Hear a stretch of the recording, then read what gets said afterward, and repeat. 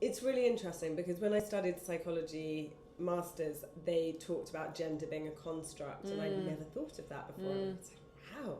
And then I had a little boy, and around the same time I read about the formation of a baby, of a gendered baby brain being slightly different. So the part of a baby brain that is a boy baby brain is more about A to B. So you have the directional part, which is more developed, and the part of the inquiry, I don't know where they find these bits of the brain, in a female baby is more developed. So that's, what is this? That's sitting with. Yeah.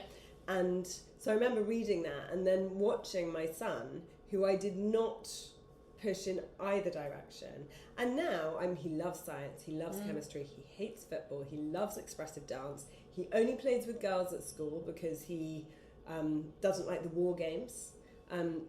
And yet he also is sort of masculine in his fascination with everything scientific and how does it work and bring. So I'm sort of seeing the beautiful unfolding of his gender story, which is his, and some of it conforms and some of it doesn't. And for me, my job is, and actually, hands up, I have gone, why don't you like football? Football's a great team sport. And he was like, I will not go anywhere near football. Like, expressive dance, yeah. Kung fu, fine. Football, no. But it's very interesting in terms of what is construct and what is there, because that is what the consumers have demanded. And I think it's very easy for us to just put everything in one bracket or the other, but actually it's a little bit more nuanced. It is, and I think that's exactly it. Is this assumption of homogeneity, an assumption that women are one thing and men are another. And I think that's where it becomes damaging, because you're absolutely right, physiologically men and women are different, and that extends from predisposition towards certain diseases, all sorts of things. And I'm not a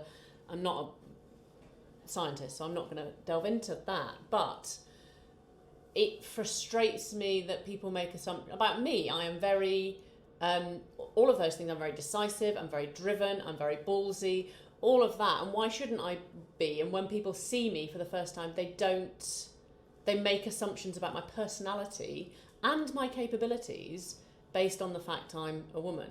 But equally, I do the same, consciously or unconsciously, when I meet a man for the first time. And I think it's more about actually acknowledge those assumptions that we've all been indoctrinated into having through experience as much as through societal conditioning. Acknowledge them and make a very quick effort to move past them, and to accept that what you're meeting is a human. It's not a man, it's not a woman, it's not either or neither. It's a person, a human being, and this assumption of everyone being the same based on those gender stereotypes or even predominant attributes is reductive, and it reduces men and women equally in an assumption that they will be good and bad at certain things.